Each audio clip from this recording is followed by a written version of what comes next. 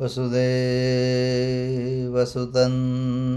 देवं कंसचाणूरमर्दनं Devaki परमानन्दं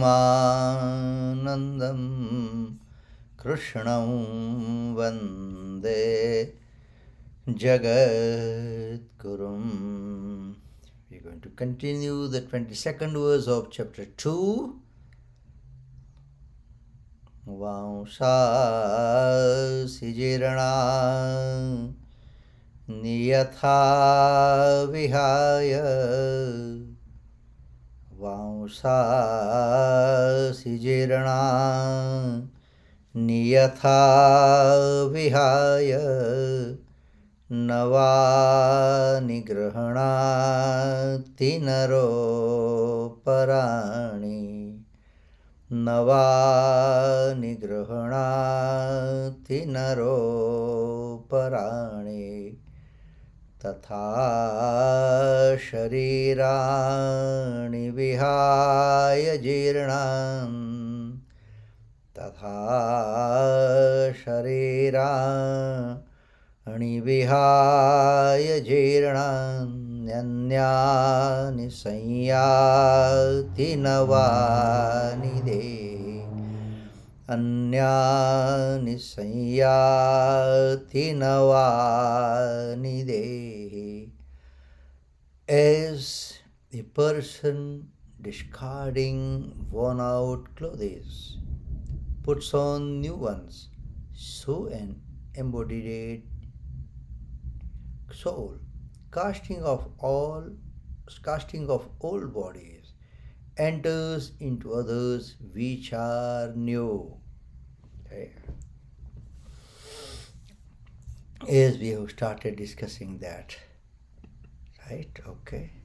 So Bhagavan Krishna has given the comparison with the old cloth, old outfit, and body, if it becomes old, right? So Atma will enter in another new body, okay? But Atma remains the same, right? Okay? Just forget about the old clothing or anything.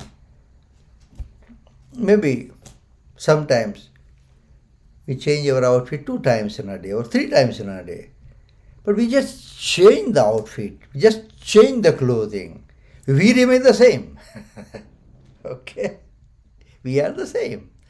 Similarly, body, after 80 years, 90 years, 60 years, 50 years, okay, change the body.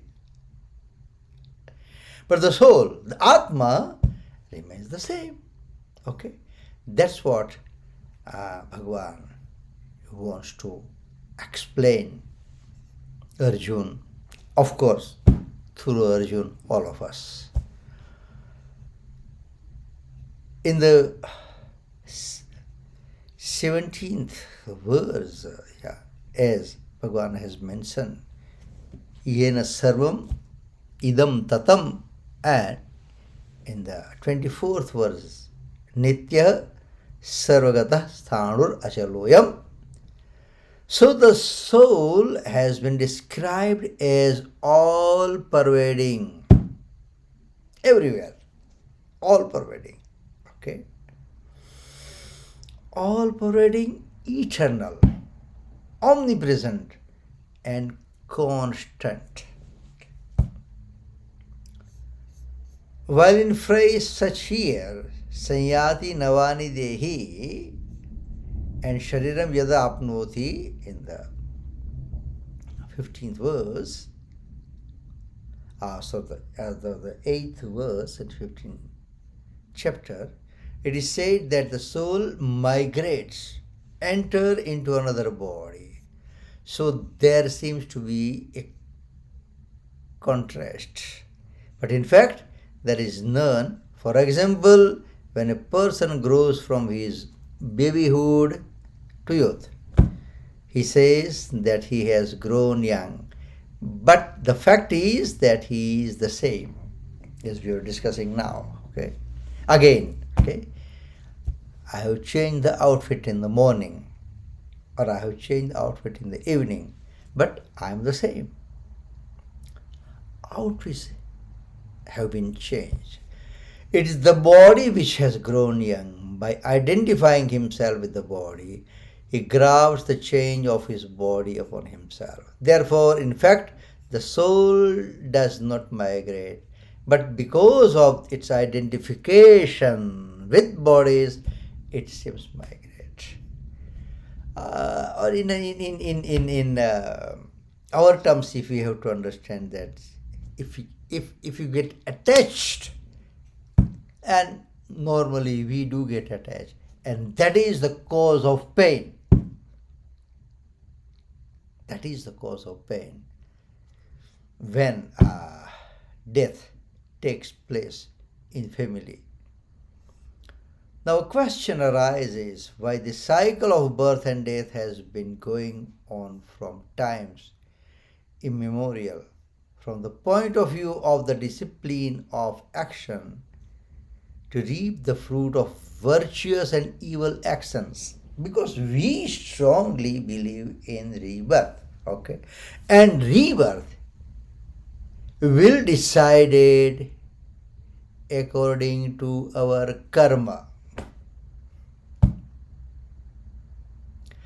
and from the point of and the viewpoint of the discipline of knowledge due to ignorance, and from the viewpoint of discipline of devotion due to this inclination for God.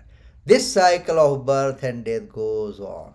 Here Swami Ram Sakdas ji in his explanation wants to say about that. If you choose the path of karma, what about the rebirth? If you choose the path of knowledge or the bhakti devotion, how does it go, right? Okay, this cycle of birth and death goes on. The basic factor behind these three is that God has granted liberty to living beings to make proper use of their lives. Yes.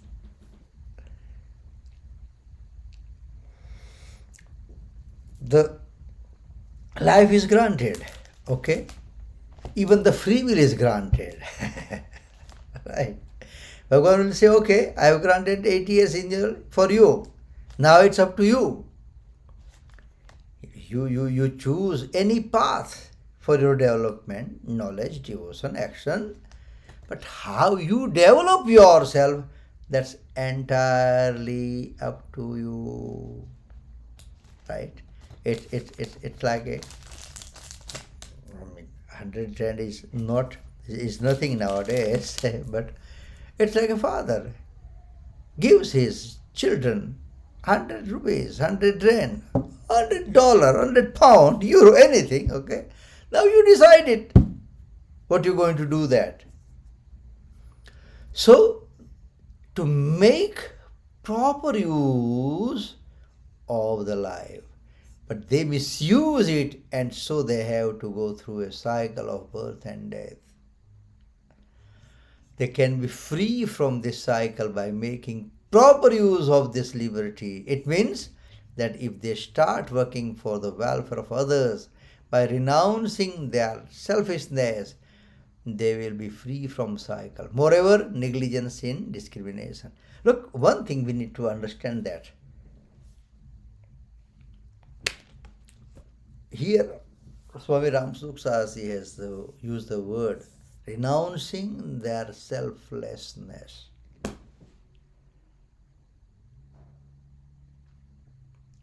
What in today's time we say that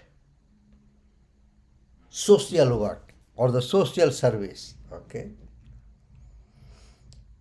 If we think and if we try to understand the intention behind the social work,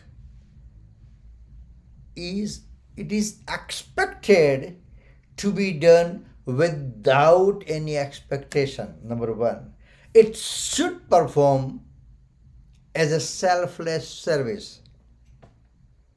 It is there to dilute my ego. Unfortunately, the social service, the platform became to nurture or to feed the ego. Or the social service is there to be recognized. And that's why the wise man has used the word, even if we do the same thing, what we do as a social service, but take that or accept that as my bhakti. Because if I'm serving somebody, the supreme reality who is generating, operating my body, is generating, operating his body, right? So now, how can I, superior to him or her, how can he or she inferior to me? No, because the same supreme power is with him or her. So, to serve is my bhakti.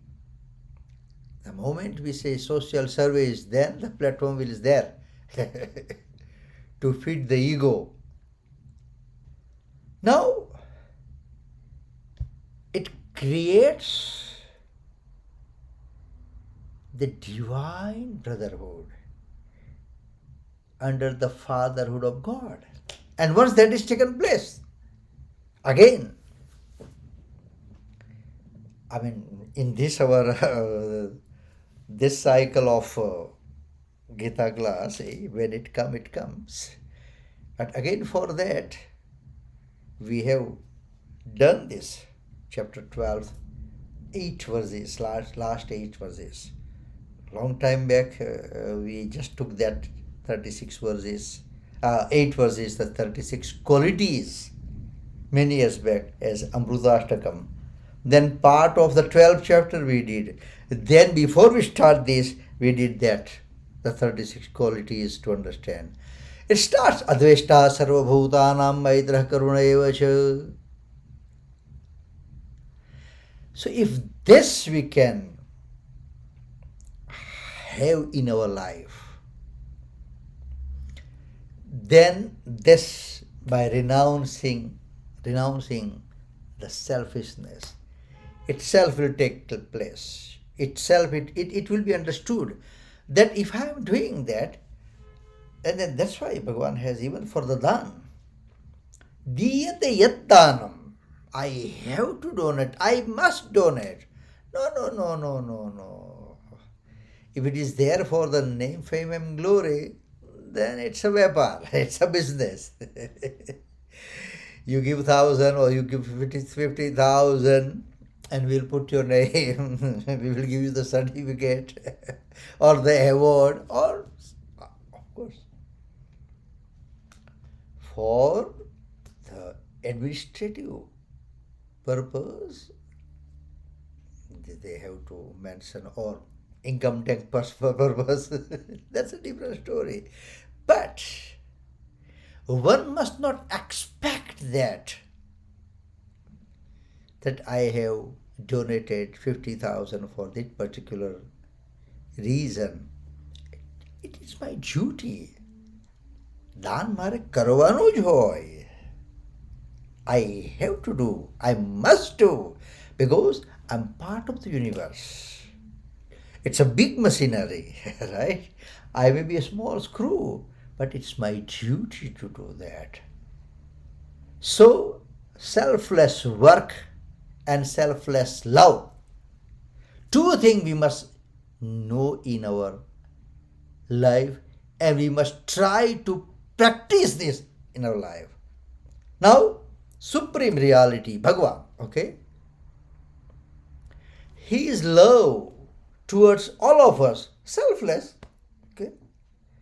Whether I light diva in my house at 6 o'clock or 8 o'clock or 9 o'clock or early morning 5 o'clock or somebody does not light, the same sunlight will go to his or her house or the yard, okay? The same fresh air he or she is going to breathe, the same rain he or she is going to enjoy. Selfless. And God is doing the selfless work for all of us. Right? I mean, if Bhagwan thinks that no, but now he is not praying, I must stop his kidney, then it doesn't happen. So, if Bhagwan is doing selfless love and selfless work for all of us, at some point can we do that? If Bhagwan is doing 365, 24/7 for all of us, right? Can we do at least once a day, 5 minutes, 10 minutes, once a week, 1 hour? That's how we need to put in practice. Without any expectation. If we have relation and then we go and knock the door and hello, that's fine. I'm not against of that. But at some point we must do that. Okay? So, negligence in indiscrimination means that we don't act according to what we know. We know that it is wrong to tell a lie, but still will do so in order to achieve selfish ends, to achieve selfish goals. We know that it's wrong to give pain to others, but we derive sadistic pleasure in torturing others. Similarly, we know that bodies are perishable, but we have attachment and infatuation for them. This is known as an affront to our knowledge. Again, I have so many times shared with you, Duryodhana. Janami dharman nachame pravrutti, janami adharman nachame nivrutti. Duryodhana has told, I know what is right, but I can't do that. I know what is wrong, but I can't withdraw myself from that. And if we are also doing the same, then at some corner in my life, in my heart, in my mind, in my intellect, Duryodhana or Duryodhana's presence is there with me. So, is the root cause of birth and death if we attach importance to discrimination. We can be free from the shackles of birth and death. Similarly, disinclination for God is the cause of birth and death, which can be eliminated by having an inclination for Him. Right? Look, this the cycle of birth and death, and to stop that and get liberated, I won't say that it's impossible, but yes, I would say that it's not that easy what we just quick read on the computer or in the book. But there is a very good saying in Gujarati, "Hun manvi manav thau toye gano." I mean, look, if I can progress, if I can develop, it's fine. But even at least I can be a good human being. That is more important. And then gradually we might achieve that state that we qualify ourselves for the liberation and stop the cycle of birth and death. But at least what duty we are here, we must fulfill that. If I'm a father, if I'm a mother, if I'm a wife, if I'm a husband, if I'm working at certain place, that is my duty. I must do that.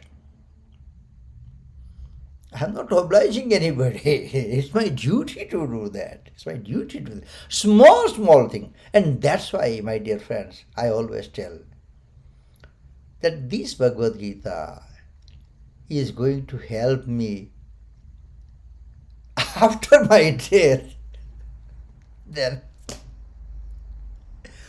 it might be, we don't know.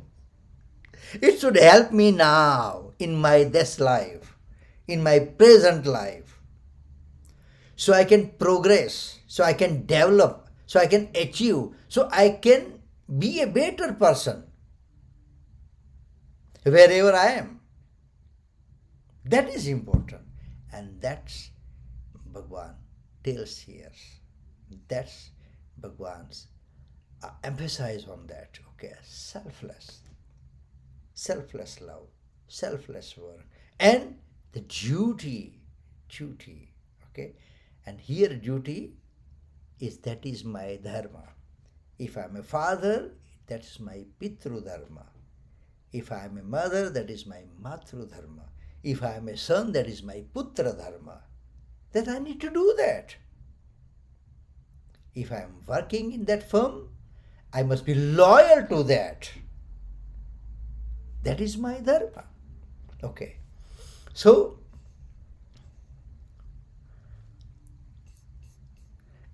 a man wants new articles. So the Bhagwan also gives him new articles. What is new articles mean? Body. When the body grows old, God bestows upon him the new body. Therefore, having new desires, its body doesn't come alone, it comes with the desires.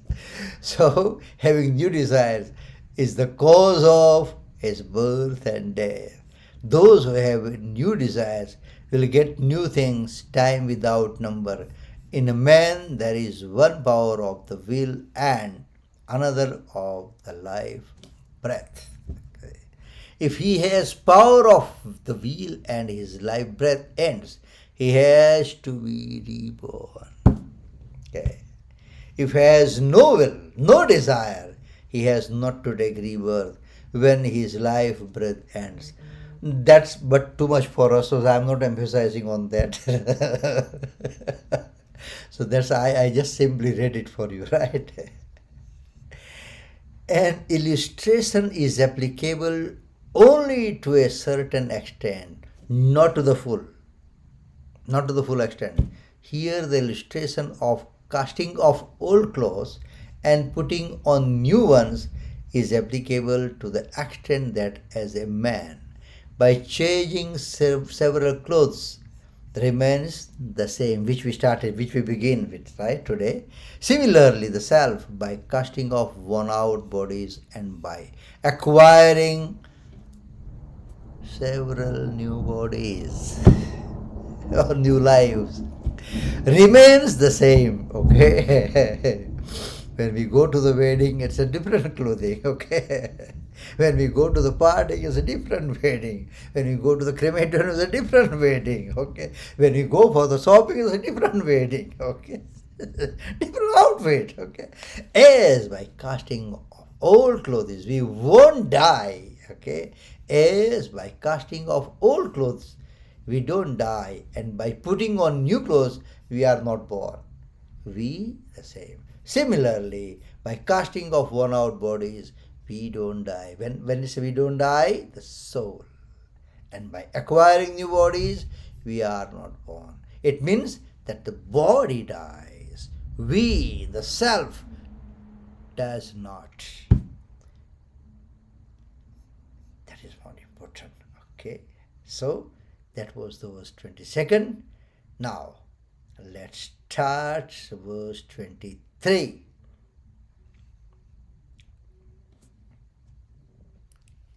verse 23. Nainam chindanti shastrani Nainam chindanti shastrani Nainam dahati pavakah Nainam dahati pavakah न चैनं क्लेदयन्त्यापो न चैनं क्लेदयन्त्यापो न शोषयति मारुतः न शोषयति मारुतः. Weapons. Sastra means weapon.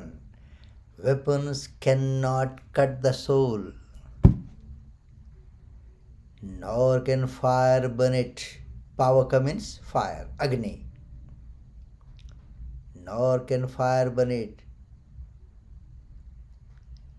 Water cannot drench it. Apa means water. Nor can wind make it dry. Nashoshayati marutah. Maruta means wind, pavan. So, weapons cannot cut the soul, nor can fire burn it. Water cannot drench it, nor can wind make it dry. Nainam chindanti shastrani. Weapons. Weapons cannot cut the soul because they are made of the earth element, which cannot even reach the soul. So how can they hurt the soul? For the weapon to reach soul, it's beyond weapon's reach. So it can't cut. Nainam dahati pavakah. Fire, pavak, agni, fire.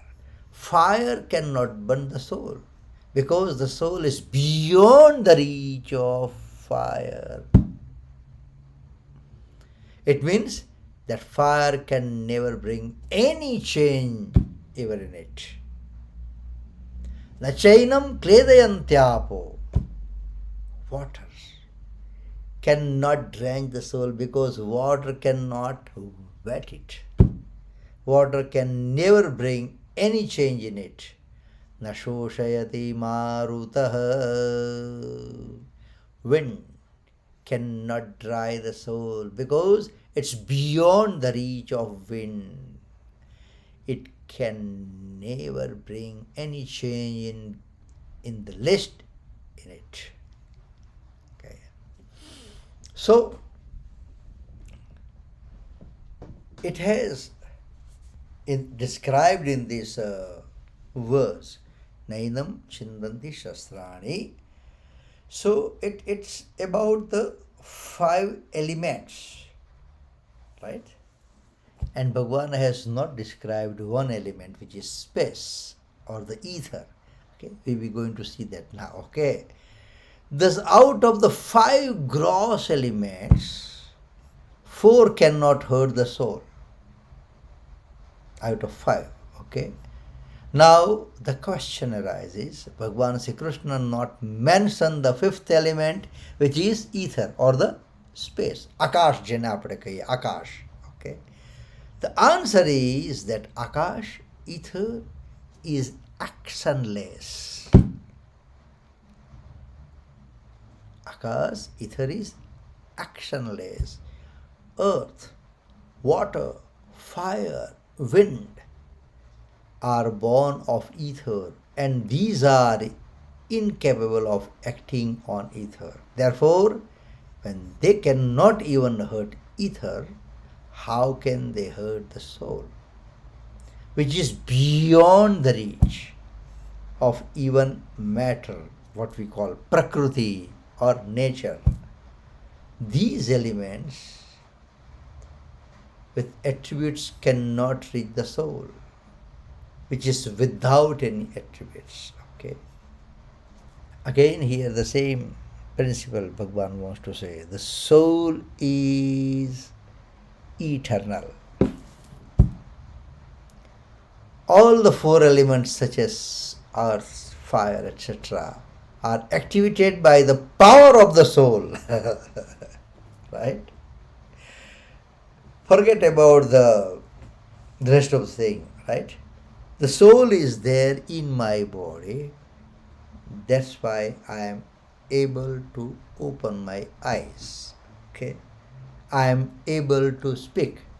I am able to see you. Okay? I am able to raise my hands. If it is not there, everything will stop. Everything will stop. So, are activated by the power of the soul. So, how can they impair the soul? So, if the power which is soul in my body is there, and with that power I can open the eyes, right? The eyes cannot make any effect on the soul. The source of their power is the Atma.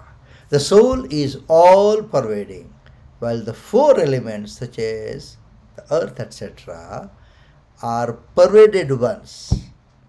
How can the pervaded ones hurt the all pervading one? Simple. Okay. Here, the context is war. We must remember that the whole teaching of Bhagavad Gita took place on the battlefield of Kurukshetra.